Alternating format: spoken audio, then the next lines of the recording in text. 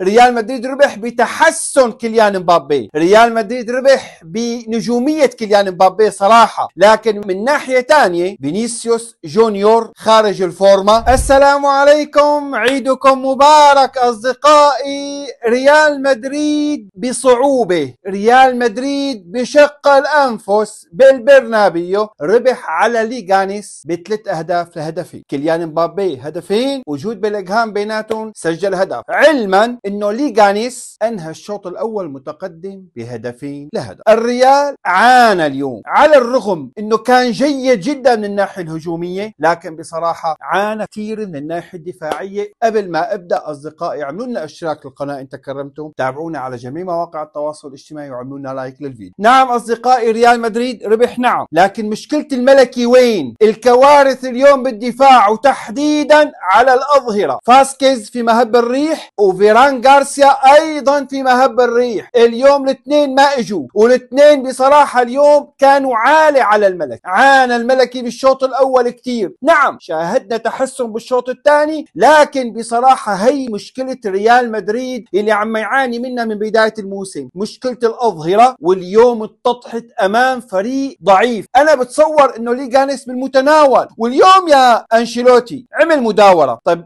المداورة لاعبين راجعين من التوقف الدولي، عنده مباراة إياب نصف نهائي الكوبا ديري يوم الثلاثاء، نعم، لكن أنا بتصور إنه مباراة كوبا ديري بالمتناول. يعني أنت ربحان بالأنويتا 1-0 بالبرنابيو، مباراة سهلة. أنت اليوم صعبت المهمة على لاعبينك. ريال مدريد ربح، ريال مدريد ربح بتحسن كيليان مبابي، ريال مدريد ربح بنجومية كيليان مبابي صراحة، لكن من ناحية تانية فينيسيوس جونيور خارج الفورمة، رودريجو كمان ما أدى هذا الأداء اللي نحن أحيانا رودريجو بنشوفه عليه. الريال أصدقائي من بداية الموسم كما ذكرت عم يعاني من الناحية الدفاعية، أحيانا بنشوف معاناته من العمق، أحيانا من الأظهرة. اليوم الأظهرة كانت شوارع، خط الوسط والبناء الضعيف والتمريرات المقطوعة. خط الوسط اليوم اللي عانى صراحة، وهي مشكلة كمان عند كارلو أنشيلوتي. كل الدلائل أصدقائي عم تقول إنه كارلو أنشيلوتي شو ما عمل هذا الموسم وشو ما حقق من ألقاب على فلورنتينو بيريز نهاية الموسم تغيير الكادر التدريبي. جماهير الملكي لن ترضى بكارلو أنشيلوتي الموسم القادم حتى ولو أتى بالثلاثية، إن كان دوري أو تشامبيون أو الكوبا ديري، حتى لو أتى فيهم، لأنه إن أتى فيهم فحتكون ضربة حظ لا أكثر ولا أقل. لأن الملكي صراحة من بداية الموسم إلى الآن يا أصدقائي بدي منكم شغله لو تكرمت، من بداية الموسم اعطوني مباراة واحدة اقنعكم فيها ريال مدريد، مباراة واحدة بس، ان كان بالتشامبيون، ان كان بالكأس، ان كان بالدوري، اعطوني مباراة واحدة قلنا انه ريال مدريد اليوم مقنع، ولا مباراة اقنعنا فيها النادي الملكي هذا الموسم نهائيا. واليوم انا مثل ما ذكرت من الناحية الهجومية نعم جيد، لكن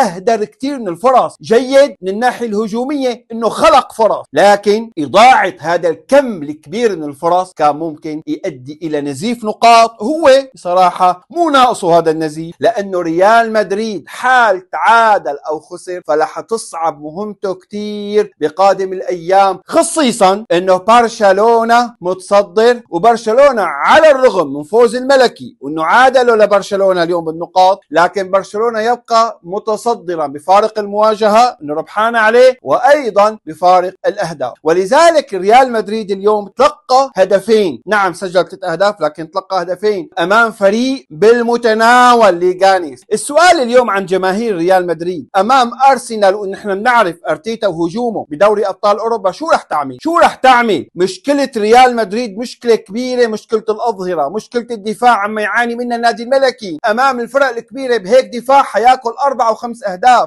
حتى أصدقائي بعد ما سجل كيليان مبابي هدف الفوز كان ممكن ليغانيس انه يسجل هدف التعادل ويخرج بنقطة على اقل تقدير. ليغانيس فريق ما هو الفريق القوي، ما هو الفريق من الناحية الهجومية المرعب، ومع هيك شكل بعض الخطورة على ريال مدريد. ريال مدريد مثل ما حكيت لم لم يقنع إلى الآن كارلو أنشيلوتي.